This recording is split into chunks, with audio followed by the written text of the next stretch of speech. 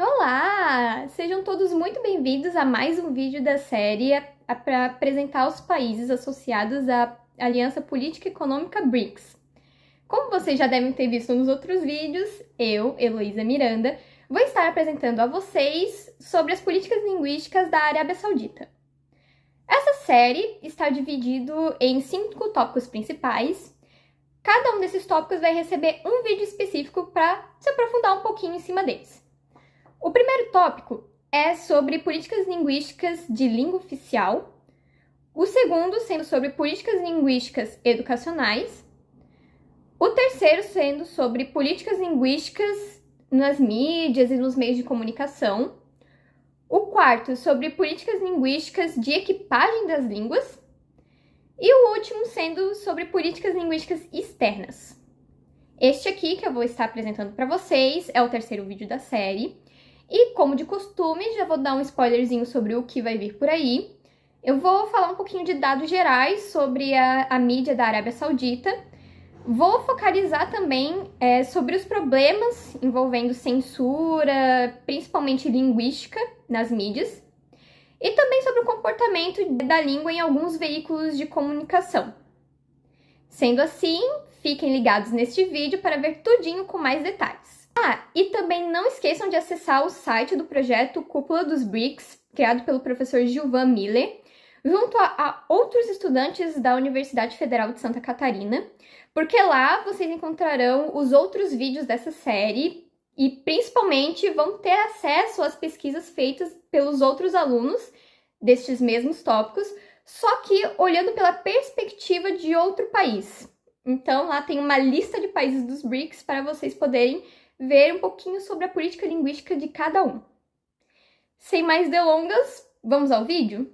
Agora falando um pouquinho sobre dados gerais da mídia na Arábia Saudita. Em termos de mídia impressa, o país inclui 10 jornais diários e dezenas de revistas. A Arábia Saudita ela adotou uma política de fornecer a cada região principal um jornal diário. Por exemplo, em Medina tem o Al-Madina, e enquanto em Jeddah tem o Al-Qazi, e na capital tem o Al-Riyadh.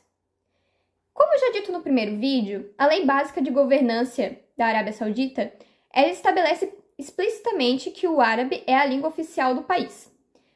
Portanto, todos os sauditas eles têm a garantia de receber todas as informações em árabe corânico ou o árabe, principalmente dependendo se o jornal é realmente mais regional ou não, dialetos árabes, que é bem comum até. Alguns desses jornais podem ter só em árabe, outros podem ser distribuídos em árabe e inglês, mas também a Arábia Saudita permite que jornais estrangeiros publiquem suas informações no país. Por exemplo, o Washington Post e o Arab News, eles estão disponíveis em inglês. O Le Monde Diplomatique está em francês e muitos outros. A mídia eletrônica também funciona com um sistema muito semelhante, mas o árabe clássico ele fica muito permanente e muito forte sendo utilizado nas rádios e na televisão estatal. Já introduzindo um pouquinho um outro tópico que vamos falar, um decreto-real de 1982 sobre imprensas e publicações impõe rigorosamente uma autocensura aos jornalistas, principalmente envolvendo críticas ao governo, à família real, a chefes de Estado, sejam de países amigos ou próprios do Reino da Arábia Saudita, e principalmente a uma censura em cima de erros linguísticos, que vai ser o tópico que a gente vai abordar daqui a pouco. Pois, no fim das contas, essas censuras elas tentam filtrar esses sites visitados para bloquear aqueles que são considerados contrários à moral que é regida no islamismo. Sobre os rádios, a rádio ela acaba sendo a terceira fonte mais popular do país, perdendo apenas para a televisão e as mídias digitais. Ela inclui rádios nacionais, que enfim são transmitidos em árabe, que podem transmitir as notícias diárias, sejam notícias regionais, pontuais de cada cidade ou cada região da Arábia Saudita, Mas também pode ter música, programas corânicos, programas falando de cotidiano, então uma variedade de informações são postas na rádio. Obviamente que em árabe, mas acaba que algumas dessas redes, essas rádios nacionais podem também transmitir músicas internacionais. Mas também existem estações de língua estrangeira, por exemplo, a Energy Radio, que ela pode ser transmitida em inglês, enquanto a Marat Dutch Radio em Jeddah, ela é em alemão, e a My Life Radio também é em inglês. A Arábia Saudita também acabou adotando uma política de inovação digital, então é muito comum se ver aplicativos estrangeiros dentro do país. Por exemplo, Twitter e Instagram são ótimos exemplos de aplicativos que vêm de fora e que se popularizam entre a população extremamente fácil, extremamente rápido. E isso acaba também influenciando no evento de estrangeirismo que vamos comentar mais pra frente do vídeo. Contudo, também há sites de notícias online, por exemplo, o Sabaq e o Acabar 24, que eles fornecem notícias de última hora e também cobertura ao vivo sobre, enfim, qualquer notícia que estiver rolando dentro do país. Agora sobre a censura. Bem, sim, existe uma censura nos meios de comunicação da Arábia Saudita. Ela abrange múltiplos aspectos, seja de conteúdo, seja de erros linguísticos ou de vocabulário vulgar. O de conteúdo geralmente é mais focalizado em tentar censurar o que é vulgar e ofensivo à moral pública e aos valores religiosos. Também há uma censura de aparências, então, de vestimenta, tem que ser modestas, tem que ser uma aparência mais respeitável e que seja de acordo com os costumes islâmicos. E os erros linguísticos é o tópico mais interessante, pois há um esforço, assim, de monitorar eles, principalmente os gramaticais e ortográficos, então, aqueles que são falados e principalmente aqueles que são escritos. Sim, há um controle sobre a fala, o modo de se falar dos jornalistas árabes, porque eles preferem uma linguagem mais formal, uma linguagem que seja mais rebuscada e que siga os padrões do árabe clássico. Eu acabei achando também em um site que as autoridades de radiodifusão saudita reconhecem um problema crescente na fragilidade no domínio da língua entre os apresentadores de televisão. Isso ocorre principalmente por conta, principalmente nas redes sociais, acabam trazendo muitas gírias, acabam trazendo muito regionalismo em cima dos canais estatais.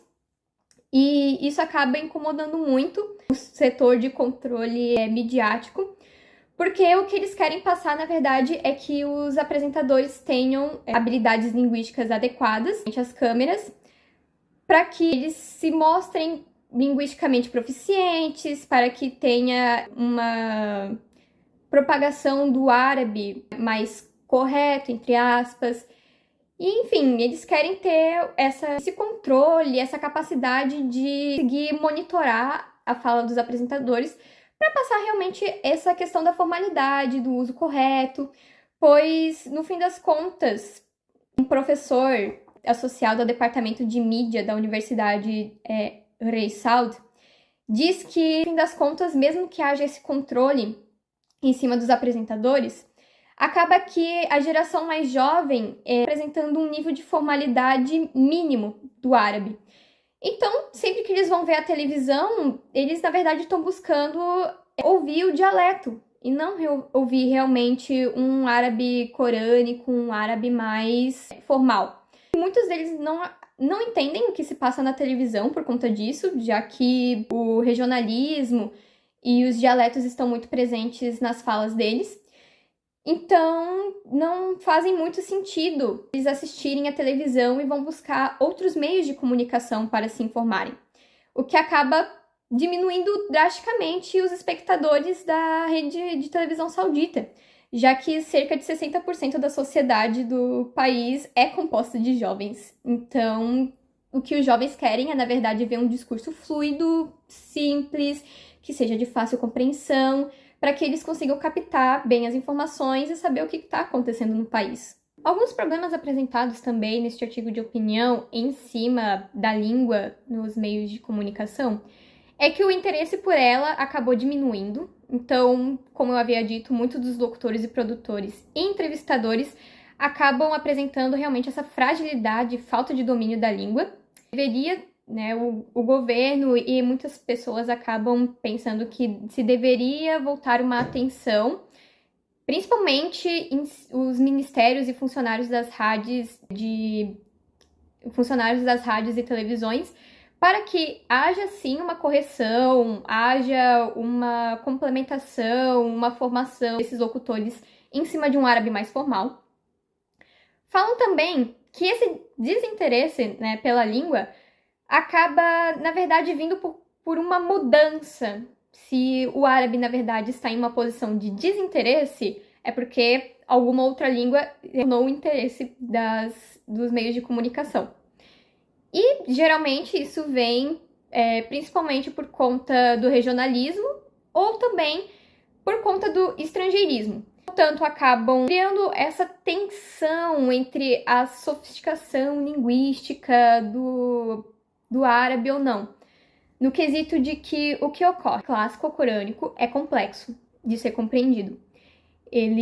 Tanto é que existem escolas corânicas para aprender ele em específico, para que sejam propagados os valores, enfim, por meio desse árabe que é antiguíssimo. Contudo, há um novo árabe, que seria o árabe padrão moderno, um árabe que mistura um pouquinho do árabe corânico com alguns regionalismos, para que ele seja algo mais padrão, seja utilizado nas mídias, principalmente, para que torne ali uma formalidade não tão culta, uma formalidade não tão inalcançável de ser compreendida. Mas, novamente, esse artigo de opinião ele acabou identificando mais alguns outros problemas nessa questão, que acaba sendo a escassez de locutores e locutoras fluentes no idioma. Alguns funcionários acreditam que essa formalidade do árabe acaba atrapalhando o funcionamento dos programas. Acabam surgindo também novos apresentadores que misturam tanto o árabe quanto o inglês, e essa questão do inglês acaba se tornando bem presente quando a gente percebe que há um dado de mais de 320 escolas estrangeiras que lecionam em inglês no país. Enfim, alguns anunciantes pressionam os canais para que interfiram no conteúdo da programação. Então, há um controle em cima do que se deve ser passado e em como se deve ser passado esses conteúdos. E por fim, entrando no tópico de cinema e filme e teatros sauditas, acaba que os cinemas sauditas eles exibindo os filmes nos seus idiomas originais, contudo, com a presença de legenda em árabe. As normas permitem que o filme seja árabe ou em idioma estrangeiro, dependendo de onde que o filme foi feito, qual a produtora, mas é obrigatório o uso e o fornecimento de legendas em árabe que sejam precisas. Os filmes estrangeiros, eles geralmente são em inglês ou em francês, que são as principais línguas estrangeiras que estão dentro do país. Os filmes em árabe acabam sendo transmitidos tanto de um árabe padrão moderno, quanto em dialetos, dependendo da espécie do filme, se ele vai ser um filme mais regional ou não. Mas também há exceções. Enquanto isso, no teatro, um artigo também que eu achei fala que a língua mais adequada a ser usada é realmente o árabe, principalmente essa questão do árabe clássico, já que ele acaba sendo a espinha dorsal de muitos dialetos e por isso ele consegue conectar todo um público sem causar essa sensação de inadequação ou sensação de incompreensão. Falam também que necessita-se que a língua árabe se torne uma língua bem escrita para o teatro, mas não no sentido de ser um texto literário ou apenas para uma literatura, mas sim para que não pareça uma escrita, uma língua artificial e forçada, para que ela seja realmente uma língua de comunicação e expressão. Mas que o árabe clássico acaba sendo um pouquinho complexo de ser compreendido, o teatro, ele tenta, por meio, enfim, das expressões e ações dos personagens, dar aquela suavizada, aquela compreensão e deixar com que a língua seja algo mais palpável, mais tocável para os espectadores. E, no fim das contas, o árabe, ele percebe-se que ele acaba se tornando algo múltiplo. Então, enquanto nos cinemas acaba podendo ser tanto dialetal quanto o árabe padrão moderno, no teatro eles já vão mais para uma questão do árabe clássico, uma questão de um árabe que quer ser uma língua de comunicação. Por fim, este foi o vídeo. Podemos perceber, então, que o árabe, inserido em políticas linguísticas no meio de comunicação e midiático, acaba criando uma pluralidade, na questão de que é, sim, se utilizado tanto na forma padrão moderna, que é a utilizada principalmente pelos meios jornalísticos, mas também percebemos que o árabe corânico novamente presente, questões principalmente teatrais, ou nas rádios, principalmente rádios corânicas, que estão ali para transmitir os valores islâmicos. Mas vemos também uma presença muito forte dos dialetos, principalmente regionais. Então, quando temos um jornal, uma rede de televisão que é regional de alguma cidade, seja Jeddah, Riyadh, vão ali estar muito presentes os dialetos.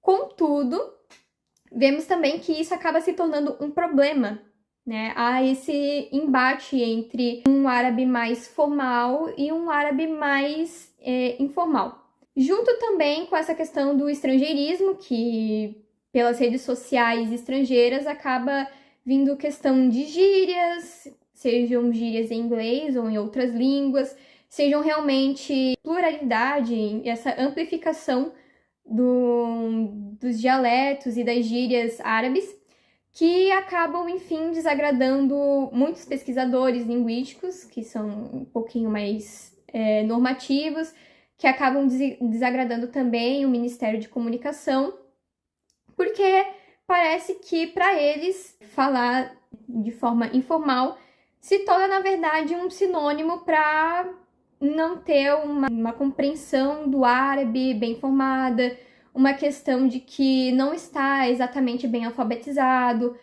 pode ser associado a uma falha no sistema escolar.